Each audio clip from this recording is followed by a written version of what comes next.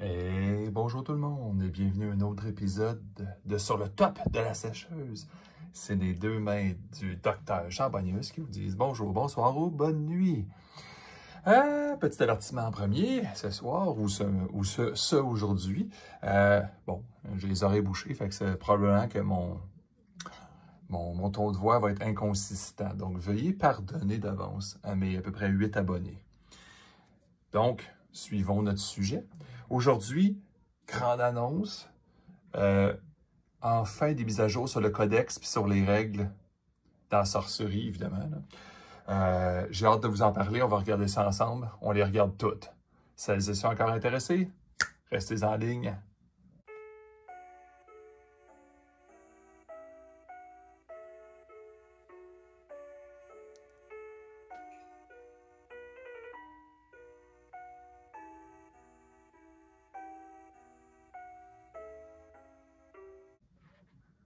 Bon, allez, on commence tout le monde. Et là, on a des devoirs à faire aujourd'hui. Fait que, on va commencer par le plus évident, ça va être les règles. Parce que les codex, c'est très, très, très spécifique à des cartes. Puis pour les joueurs, on va dire débutants ou débutantes, c'est intéressant, mais pas tant que ça. Tandis que les règles, ça affecte absolument le jeu en entier. Tandis que l'autre va spécifier des interactions très précises. Puis c'est pas toujours évident que c'est utile. Fait que sans plus attendre, commençons. Ça se peut que je donne des petits exemples aussi avec des cartes. Puis vu que je suis très bon en édition, puis j'ai surtout le temps de faire ça, là, ben, je vais utiliser des bouts de papier pour te le montrer, fait qu'ils ne passeront pas à l'écran. On va commencer par le début ici. Here and There. Ça, c'est un qui est plate, là, mais c'est pas grave. Là. Here and There, c'est utilisé pour contextualiser the location of a card, bla bla bla bla bla bla bla bla bla bla bla bla bla bla bla. Mais qu'est-ce qui arrive? Ah non, docteur. J'ai un Black Plague. Ouais, c'est correct, tu l'as mis là. Là, t'es bon, là. Oups! À un moment donné, il se fait animer, c'est un monstre. OK, on comprend qu'il occupe les 4 endroits. Par contre, très souvent, c'est où est-ce qu'il occupe, mais très souvent, il va y avoir des cartes qui vont spécifier. Exemple, l'artefact que tu vas y mettre dans les mains, ben, il ne va pas, genre, avoir dans ses mains-là. Il va l'avoir dans ses pieds, on va dire. C'est comme ici, genre de même. Fait que c'est pas toujours évident. Mais maintenant, ils l'ont vraiment plus spécifié. Bon, tu le tiens juste à une location. Lorsque tu vas faire un spell aussi comme un... Bon, ils donnent toujours le même exemple, les autres, là. Spin attack. Là. Ben, le spin attack, ça fait pas zlang partout. Là. Ben non. Une location, tu choisis une des 4. Tu dis, OK, ben mon pied ici, il spin de même. Fait que tout le monde mange mon coup. Tout le monde mange mon coup. Tout le monde mange mon coup. Tout le monde mange mon coup. Ça fait beaucoup plus intéressant quand tu vas faire avec ces affaires-là, tu vas faire des grapple shots ou des choses de même. Ça fait que les gens ils ont une idée de ce que tu fais. Là. Sinon, on dirait que tu remplis le board au complet avec ça. Là. Bon, ça les rend un petit peu moins forts, là, mais tu sais, qui jouait avec ça, puis spin attack, bon, c'est pas trop grave. Sujet numéro 2, un sujet monstrueusement important, genre de quoi que vous ne pouvez même pas imaginer à quel point ça affecte le jeu pour vrai, là. Le Move and Attack. Every unit can tap to activate the Move and Attack ability, which allow it to optionally move, then optionally attack something at its location. When using this ability, declare the intended movement and resolve it. After resolving all the movement, then decide if you attack at that location. Traduction. Sir Gawain est à la case 14. C'est pas grave ses stats, hein, c'est juste que je trouve que c'est cute de ce bord-là. Puis son ami, c'est Peleas, ben, il veut l'attaquer. Ben, au niveau du jeu, c'est là que c'est le fun, même c'est très stratégique. Regardez, on va même le mettre à la bonne place, hein, en bas à gauche, en bas à gauche. Bon. C'est pas je t'attaque, t'es mort. Attends. OK. J'utilise l'action Move and Attack, je bouge. Il s'est-tu passé quelque chose? Est-ce que ton site m'a tué? Je suis tombé dans un trou? OK, il ne s'est rien passé. J'ai bougé ici. Une fois rendu ici, j'ai 2 choix. Soit attaquer, ou, ben, lui ou le site, là, ou rien faire. On va voir dans quelques secondes que ça fait si je ne fais rien. Il y a une conséquence. Bon, j'ai bougé ici, puis là, je dis j'attaque. Bon, j'attaque évidemment Sir Gawain, il y a un combat, et voilà, problème résolu. Bon, maintenant, je bouge ici, même chose. OK, c'est correct, je fais rien. Terminé. La seconde que vous bougez, puis que vous dites « je ne fais rien », l'opposant spécifiquement à cet endroit-là peut dire « ah ben non, je t'intercepte ». Pow, les deux meurent. OK? J'espère que ça simplifie les intercepts pour vous. Je vais vous montrer qu'est-ce que ça ne fonctionne pas, l'intercept. Ah bon, je ne les ai pas ici.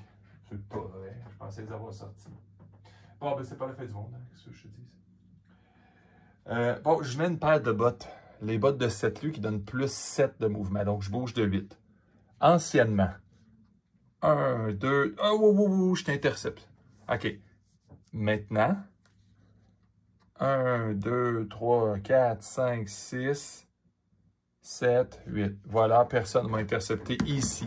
L'interception, c'est où est-ce qu'on termine notre mouvement. Où est-ce qu'on se promène en rond en tournant. Pas d'interception. Ça donne, je ne sais pas si vous ceux qui se souvenaient quand ils ont changé les règles un petit peu des mouvements à la défense, ça donnait un boni aux cartes qui donnent des bonis de mouvement. Parce que il y a quelque chose dans le jeu qui n'est pas puissant, on va dire. Là. À moins que ce soit gratuit. Là. Mais il y a quelque chose que souvent dans le jeu, il calcule que c'est bon, les bonis de mouvement. Mais étant donné que c'est sur des artefacts qui sont pas bons, ça fait que c'est à peu près jamais bon. Bon, ça ne changera pas le jeu tant que ça, là. Mais le fait que si j'ai plus un de mouvement, je puisse au moins faire 1, 2. Donc, j'ai contourné Sir Gawain. Voilà, problème réglé.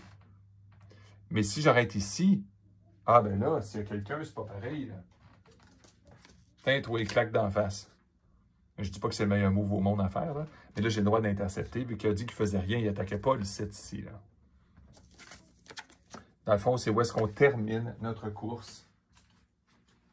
On peut faire ça. J'espère que c'est clair avec tout le monde. Ça paraît un peu étrange. J'ai fait ça. On est rendu juste à la deuxième diapositive, puis c'est déjà long. Là. Bon, nos deux amis ici. OK. On va les enlever parce qu'ils nous distraient. Ah, ça, c'est la fin du monde. Attacking the surface of an enemy site. Ben oui, on a toujours fait ça. Docteur, c'est facile. If you attack the surface of an enemy site and your opponent doesn't defend, simply strike the site. Damaging and causing the controlling avatar to lose that much life. Bla, bla, bla, bla, bla, bla, bla. Bon. La section où on perd les points de vie, on ne va pas en reparler. Ça fait que tu ne fais pas du dommage réel. Tu frappes le site et tu fais du loss of life sur l'avatar de l'autre, ce qui veut dire que tu ne peux pas tuer un avatar à death's door. Fait que ça, on va arrêter ce bout-là. Là. Mais le bout important, regardez ici. Tu strikes le site. On va revenir avec notre exemple. Là. Sir Gawain est équipé d'une lance. Il frappe le site. Sa lance lui donne 1 d'attaque. Il perd sa lance. Mais il a fait un dégât de plus. Ah ouais, docteur, qui c'est qui joue avec des lances, puis ça arrive pas souvent, puis c'est pas grave. OK. Ben, regardez, on va prendre des cartes que le monde ne joue jamais avec. Mon opposant joue évidemment un site de contrôle, un deck de contrôle extrêmement ennuyeux. Là, puis là, il s'est tapé. Là. Puis il a tué toutes mes mignonnes, toute la game, tout le temps. Puis je sais que le tour d'après, il va piger 18 cartes, puis il va me tuer. Mais ce tour-ci, il n'a pas tué mes mignonnes. Mais il est à 20 points de vie. Puis il se dit, je m'en fous, regarde, c'est pas grave, là, qu'il y en a 2, ils ne me tueront pas one shot. Ah, c'est ce que tu penses. C'est là qu'arrive notre ami, le Mask of Mayhem.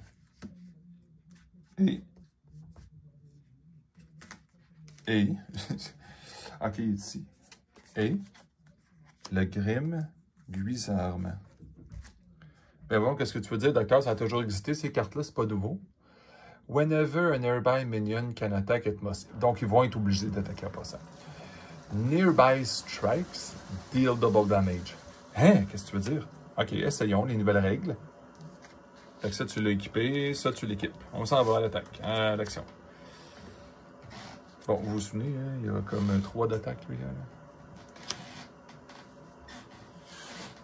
Tao, j'attaque le site. Donc, je strike le site. Donc, comment il fait de dégâts, Sir Gawain? OK. Ben, il fait 6. Avant, on strikeait pas les sites. On attaquait. C'était compliqué à dire. On dirait que ça annulait l'attaque, puis ça faisait juste le dégât sur l'avatar. Là, je frappe par terre. Puis lui, c'est encore pire. Lui, à cause du Mask of Mayhem qui est nearby, il est obligé d'attaquer, donc il va le faire. Il va frapper lui aussi le site. Bon, vous savez, il y a un site en dessous. Hein, okay. On comprend que je n'attaque pas dans le void. Là. Je peux toujours en mettre un, mais c'est parce que ça va juste rendre le battlefield un peu plus lourd. Là. Mais je vais le faire au pire, parce que je viens de me rendre compte que c'est. On dirait que je frappe dans le vide. Là. Puis votre opposant, c'est un bon joueur. Il joue avec les meilleurs sites du jeu, d'ailleurs. Ben lui, il va frapper de combien? Je vais juste vous montrer. Je sais pas si vous êtes capable de lire. Hein? C'est une blague. Hein, ça. OK. Lui, il frappe de 16. Pourquoi? Ça n'oblige pas à attaquer. Mais il takes and deal double strike damage. Il frappe x2, suivi de son ami x2. Donc 4 x 4 dans le fond. Là. 16. Plus le 6, 22 de dommages en un tour. Il y a une autre vidéo qui va suivre dans quelques minutes. Si vous comprenez que ces cartes-là qui ont toujours été des cartes jambonnes, des bulks, ben peut-être ce sera peut-être plus des bulks un jour. Ben peut-être aussi, mais on ne sait jamais. Je les ai toujours aimés en passant ces cartes-là, juste pour vous dire.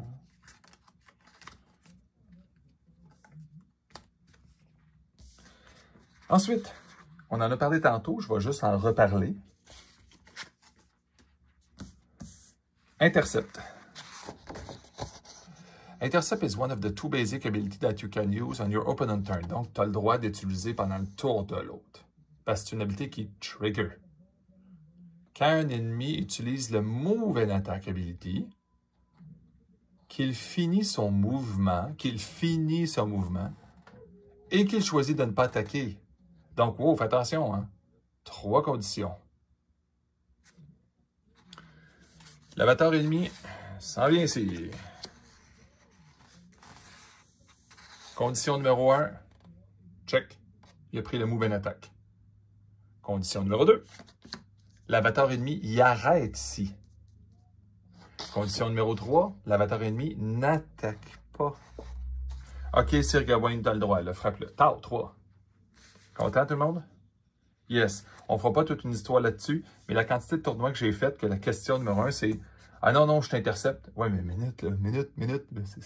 Intercept, là, c'est pas la fin du monde. C'est pas écrit, là, je gagne tout le temps one shot, puis je sais pas comment ça marche. Là. Maintenant, c'est la fin d'un mouvement ennemi. S'il finit exactement sur toi, t'interceptes.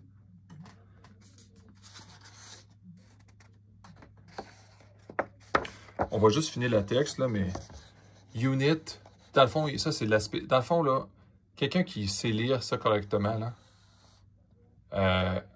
c'est un fight là, que ça fait. Dans le fond, la phrase peut arrêter là, mais là, ils vont spécifier. Les unités ne peuvent pas bouger quand ils interceptent. C'est pas genre, une minute, j'ai 12 de mouvement, on pause, j'intercepte. Non. Il finit sur ta case, tu fais ça. They must already be at the enemy's location. Un exemple, ton opposant, il a Sellsword, il s'est tapé 1 pour utiliser son move and ability. Moving to the rustic village and then choosing not to attack. Now the untapped Amazon warrior can intercept, forcing the seasoneds into a fight. OK? A de l'allure, hein? Pensez-vous, vous autres, en punition encore. Bon, le storyline, ça, je n'exagérerai pas, là. Un autre changement dans les règles, mais pour vrai, c'est pas exactement un bon vidéo pour faire ça, parce que les storylines, c'est des interactions relativement complexes dans le jeu. Par contre, je l'adore. L'exemple qu'ils ont donné, là, pour une fois, là, il y a un bateau dans le vide, le Ghost Ship. Le Ghost Ship dit que quand tu es dans le vide, puis que tu t'en vas sur un site, tu ramènes un ami qui a Voidwalk. Du cimetière, il revient littéralement. OK. Ce qui arrivait avant, c'est que s'il arrive de quoi dans le site ici, exemple, il y a un trou. Bon, ben, tu tombes dans le bottomless pit. qu'est-ce qui arrive à l'habilité du bateau? Ben là, il montre très bien. Le Ghost Ship, il bouge dans le void. Du void à la surface. Le Giant Shark, lui, c'est pas un bottomless pit, là, mais c'est un Giant Shark qui fonce dessus. Fait que, normalement, regarde, la seconde qui rentre dans le site, ça fait apparaître l'habilité ici. Ça summon un Spirits. Le Giant Shark, il bouge. Le Giant Shark tue le Ghost Ship. Puis, s'il est encore vivant, il se passe de quoi? Ah ouais, exactement. Qu'est-ce qu'ils nous disent ici? If a card leaves the realm, any of its events stays on the storyline, but are unable to resolve. Ici, là, tu la laisses pareil, là, mais elle ne va pas fonctionner. If any event is unable to resolve when it comes up, simply ignore it and continue to the next one. 1, 2, 3, 4. Vous comprenez? Mais quand je vous dis ça, vous savez que c'est un changement aux règles un peu ou une explication de la storyline. Je veux pas que mon vidéo devienne une vidéo sur le timing. C'est horriblement long, complexe. Hein? Pour rien. Le concept, c'est que ce qui existait avant, c'est que si tu fais quelque chose qui déclenche quelque chose d'autre, mais que tu te fais tuer entre-temps, ben ton quelque chose, là, il est parti. Là. Ah. Airborne. This unit may fly while on the surface, gaining the following benefits. When taking a step, this unit may move diagonally and can only be intercepted by O2 unit if they have airborne or ranged. Dans le fond, c'est ça qui est mélangeant. C'est que quand tu regardes Intercept, ils te disent pas que tu n'as pas le droit de faire ça. C'est Airborne qui va te le dire que quand tu te déplaces et que tu t'arrêtes, il y a juste les Airborne et les Rangers à la place que tu arrêtes qui vont pouvoir te intercepter. Cette unité ne peut pas être targetée par les attaques, à moins que les autres ont Airborne. Bon, à cet endroit-là, étrangement, ils ne disent pas Ranged, hein, mais c'est parce que Ranged, ça attaque pas, ça pitch une flèche puis tu le pognes. Ça, c'est pas un bout très, très important, mais je tenais à vous le spécifier que l'interception, la restriction pour les Airborne, est dans Airborne et pas dans Intercept. Ben là, on arrive dans la place, là, mais vraiment la place. Là. Bon, où c'est que sont mes Astral Alcazar? J'ai 2 Astral Alcazar ici. J'ai un sorcier qui aurait pu être un Battle Mage, on s'entend. Ouf, qu'est-ce que ça veut dire? Immobile. This unit can't take step. C'est fini. Hey, c'est tout, docteur? Exactement. Il n'y a plus d'histoire de je t'attaque pas, puis de quoi que ce soit. Can't take steps. Test. Anciennement, Pudge Butcher, Entangled Terrain, il y a un Sorcerer ennemi.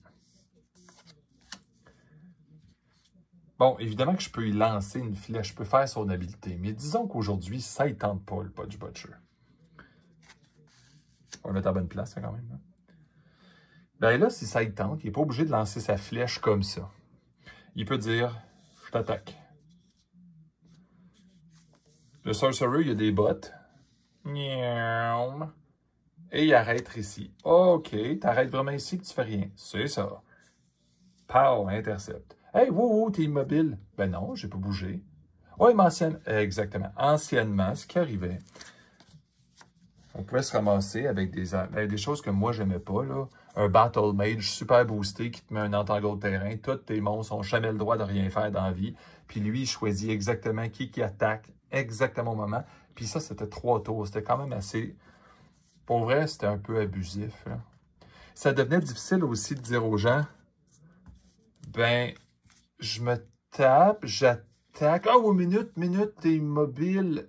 Ouais, ben, attends une minute, ça a-tu marché? Maintenant, je me tape, puis je bouge. Lui, trigger, hey, t'as pas le droit de prendre un step. Ouais, mais je suis déjà là. Terminé. J'ai le droit d'attaquer. Tao, tu manges ça. Excusez-moi pour la caméra en passant. Ça, c'est un immense changement dans le jeu. Je vous dirais même que ça change une partie du jeu. C'est surtout les cartes qu'on va voir souvent, ça. Pudge Butcher, qui devient, bon, il était déjà fort, hein? Il devient encore plus fort. Le Entangle terrain diminue beaucoup. Ça, vous ne le saviez pas parce que tout le monde joue Archimago, puis tu sais, t'as vraiment des bonhommes trop forts qui donnent un feeling que le jeu est rapide, là. Mais il y a certains decks qui en abusaient d'Entangle terrain, là, puis moi, je voyais un problème éventuellement avec ce genre de carte-là. Le problème est réglé maintenant. On va ranger notre exemple. Pour les règles, vous allez rire, c'est presque fini. Hein? Stealth. Minion with stealth cannot be targeted by spell or abilities from your opponent. They can be intercepted, their attacks can't be defended, and projectile can't hit them. Il n'y a rien de spécial à date. Stealth is tracked with stealth token. Encore une fois, pas de changement. And it's lost after the minion interact with the realm. Ça, on y revient. Non-minions cannot have stealth. Si tu donnes stealth à ton aura, puis que l'aura redevient une aura, le stealth token s'en va. If a minion with stealth become a non-minion, remove the stealth token. Le deuxième, c'est quoi ça, interact with the realm? Ben, on va y aller facile. Il n'y a plus d'histoire de Morgana le fée est stealth, puis elle nous fait des spells d'en face. Non, ça lui fait perdre stealth. Elle va le faire pareil. Elle reste complètement abusif. Mais au moins, elle devient moins... une petite affaire moins ridicule.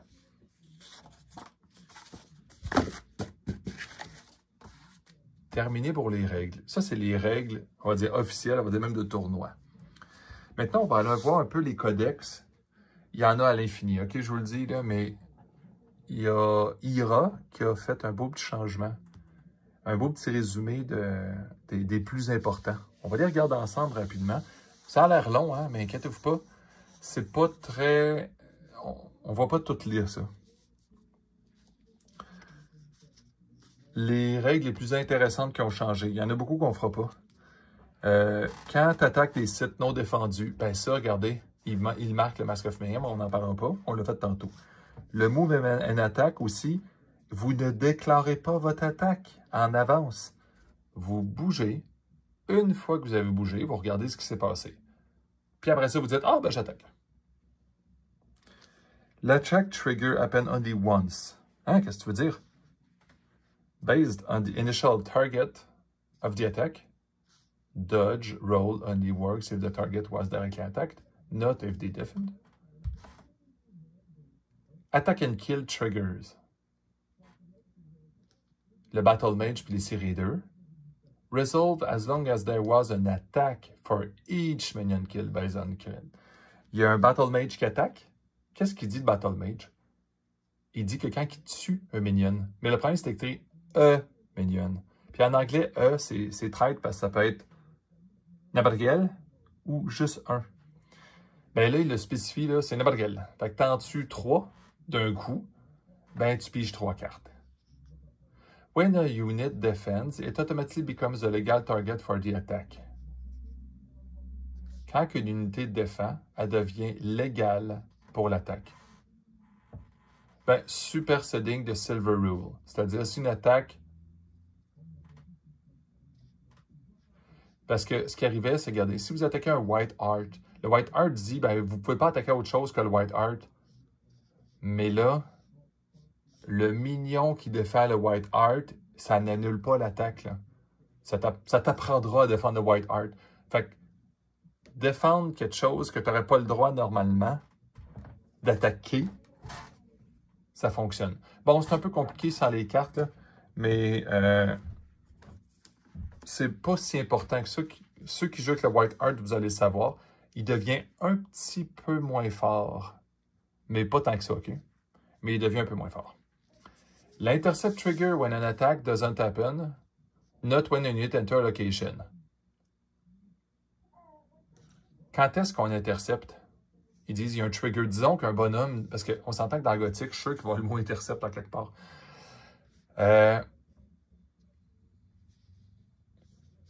Quelqu'un qui rentre dans le site, ça ne veut pas dire qu'il y a un intercept qui arrive automatique. C'est quand une attaque n'a pas lieu. le mouvement ne se fait jamais arrêter par un intercept. Puis, les unités qui vont rapidement, donc les plus 6, ils peuvent passer à côté de ceux qui défendent. Ben, pas by defense, pas ceux qui défendent, là, mais par les intercepts. Faites juste attention à ne pas vous tromper entre défense et interceptant. You means the player. Ça fait du bien. Quand le dead speaker dit you, là, ben c'est toi en tant que joueur, pas le dead speaker. L'enchantresse, quand tu fais un spell, any of your spellcaster can cast the spell, not just your avatar. Ça veut dire que tu voudrais transformer un aura avec l'enchantresse. L'enchantresse, elle dit quand tu castes un spell. Ça veut dire que c'est elle qui est obligée de le faire? Maintenant, non. N'importe qui. Est-ce que ça rend automatiquement le Templar, le Spark Mage, l'Enchantress, puis le Death Speaker beaucoup plus fort? Non, absolument pas. C'est un petit ajout cute. Stealth breaks when you interact with the realm. Non-minion can't offset. Ça, on en a parlé tantôt. Ça est le fun, cela. A unit can't activate the drop ability after they interact with the realm. Bon, tu as fait un... Avant, c'est parce qu'il arrivait, c'est quand tu faisais une attaque, c'était évident, mais c'était très spécifique. Tu fais une attaque, tu ne peux pas drop. OK. Tu fais un spell, tu avais la Philosopher's Stone. Ben, tu ne peux pas dropper la Philosopher's Stone pour la donner à un autre spellcaster, qui le donne à un autre spellcaster, qui le donne à un autre spellcaster. Ça ne marche pas de même. Airborne works en avatar. Les rares fois que tu vas donner Airborne en avatar, ça marche. Là, immobile, on n'en reparlera pas, on l'a vu. Les unités qui peuvent transporter deux autres unités. Si une carrière d'unité ne peut pas aller dans une direction, l'unité qui fait le transport, elle bouge pareil. Donc, un cheval qui transporte quelqu'un qui n'a pas le droit d'aller par la droite ou par en avant, il va pareil. Puis, il se ramasse à deux endroits différents. Donc, il est considéré de débarquer automatique. On n'en parlera pas longtemps, c'est pas très intéressant ce bout-là. Ça, c'était pas clair, hein? Mais les auras peuvent être castés n'importe où, même si tu veux, 100% void. Ça ne veut pas dire que ça va être utile, là, mais ça peut. Les oversized units, on en a parlé. Comment le prix est calculé? Comme les prix de Aramos, Mercenary, Covenant, White Maddening Bell. Je vais vous inviter à aller les voir, ceux-là. Ils vont expliquer de qu'est-ce que ça fait quand c'est gratuit et que tu ajoutes dessus. Ils ont clarifié quand est-ce qu'ils arrivent avec des King of the Realm versus King of the Realm. Ça existait déjà, ces interactions-là. Il y avait déjà des réponses, mais ils ont amélioré le timing de ça. Ils ont clarifié le dommage qui se remplace et la prévention des effets. Les effets qui remplacent, ils font tout de suite en premier. Exemple, la lance, Critical Strike, Golden Harp, and Damage Prevention Effect, Always Go Last. En premier, ça remplace. Donc, tu vas frapper en premier au lieu d'en dernier. Là. La lance va en premier. Puis, ce qui prévient, comme la tortue, puis les Shield Maiden qui préviennent un dégât, c'est à la fin qui fonctionne. As if adjacent effect allow the controller to choose the cardinal direction. Bon. As if adjacent. Il y a quelques cartes qui écrivent ça, puis des fois, c'est mélangeant. Ben, c'est le contrôleur qui choisit la direction cardinale. Le kill credit, même chose. Qui c'est qui a tué? Ça, vous allez voir, ça, c'est... Moi, j'ai participé au forum souvent. Là, écoute, je pense qu'il y en a qui ont passé des journées à dire, mais qui l'a tué, là? C'est-tu l'épée qui l'a tué? C'est-tu le bonhomme qui transportait l'épée? C'est-tu la main de la personne? C'est-tu l'ongle qui n'était pas coupé, qui a touché à la carte, qui a touché à l'épée, qui a fait ça? Ça, vous allez voir, c'est bien le fun qui a fait ça. On a enlevé des facts qui servent à rien. Battle Mage and Sea Raider et Trigger pour chaque minion qui attaque et kill. Je lirai pas le reste, là. Ça, là. Excusez-moi. Sortez votre Rawan Hydra. J'ai argumenté, j'étais seul. Ben, je pensais que j'étais le seul au monde à argumenter là-dessus. La plupart des gens ne pensaient pas comme moi. Le Hydra. Il faut que je le sorte parce que ça, c'est la fin du monde. Quand je dis la fin du monde, je vais vous dire, surtout une carte que j'ai fait rire de moi, hein, que je me dis, ben non, c'est évident que c'est pas ça. Ben là, finalement, ça va en ma faveur. Ça ne veut pas dire que je vais jouer avec soudainement, là.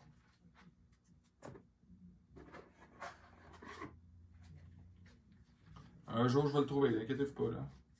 Ah! Ah, ah, ah. Ah.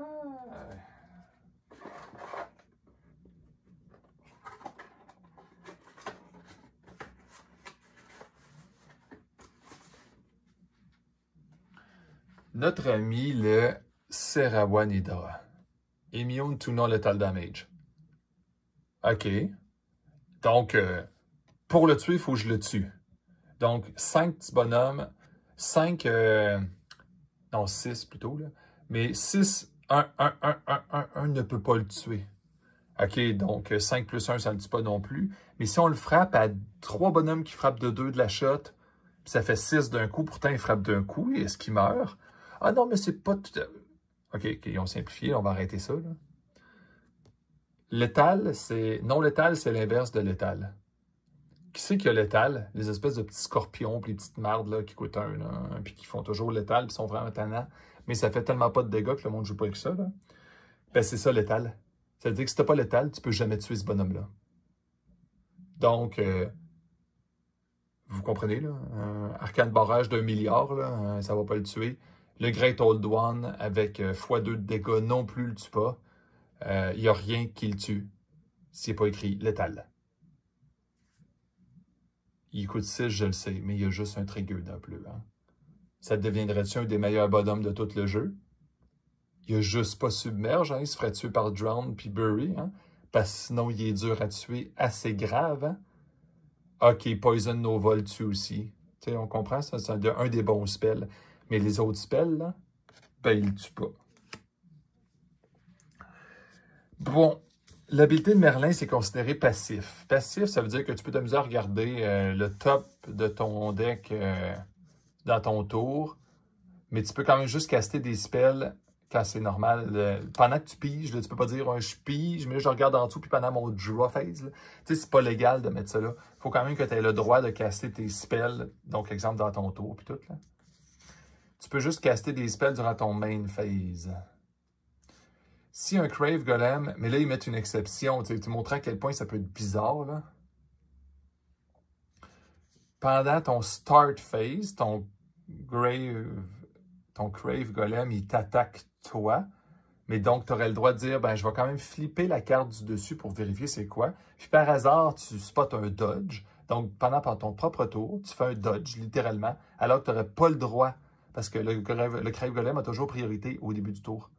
Écoute, ça n'arrivera pas, OK, là, vous savez. Là. Mais un jour, s'il sortait des counter spells, bon, tu as le droit de checker. N'oubliez pas que vous faites juste pendant votre tour. Mais ça veut dire que même pendant que quelqu'un ferait un spell dans ton tour ou une réaction, tu pourrais virer, en tout cas, peu importe. Là. Mais de toute façon, les counter spells n'existent pas. C'est surtout les dodge rolls puis c'est l'autre carte qui ressemble à ça, là, qui préfère ça. Clarifier que Awaken Mummy cause une fight. Donc, ils font un combat quand ils unburrow. OK. Qui joue avec ça? Le Crave Golem Ability, ils l'ont clarifié. Parfait. Ils ont updaté le Ascalon Phoenix parce que c'était pas clair. Est-ce qu'il était totalement immunisé? Il y avait beaucoup de gens qui se posaient des questions. Fait que vous irez voir aussi là-dessus. L'Archimago, c'était intéressant, allez lire ça. Géomancer puis Viviane des Enchantress. Bon, écoute, ces cartes spécifiques, j'aimerais ça une prochaine fois. Je pourrais vous les montrer, puis aller faire un tour plus en profondeur. Mais là, mon vidéo est déjà 33 minutes.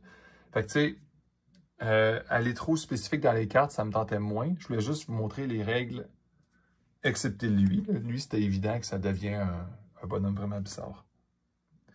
Fait que je tiens à vous remercier. Et celles et ceux qui étaient là, ben écoute... J'espère que ça va vous aider dans vos prochains tournois de connaître ces règles-là, mais surtout le strike un set, là, vous allez voir. Les lens, ou quelqu'un qu'il ne faut pas qu'il perde sa lens, mais il ne sait pas. Tu le laisses attaquer ton site, il perd sa lens, puis à ton tour, tu le bats. Là. Vous allez voir, vous allez avoir l'air d'une championne ou d'un champion au prochain draft, au prochain seal, au prochain construct. Pourvu que ce n'est pas contre moi au prochain Cornerstone Event. Là. Ah. Fait que je vais vous souhaiter une super belle journée, une bonne soirée, bonne nuit, puis j'espère que vous avez apprécié. Puis santé à vous et à votre famille. À la prochaine.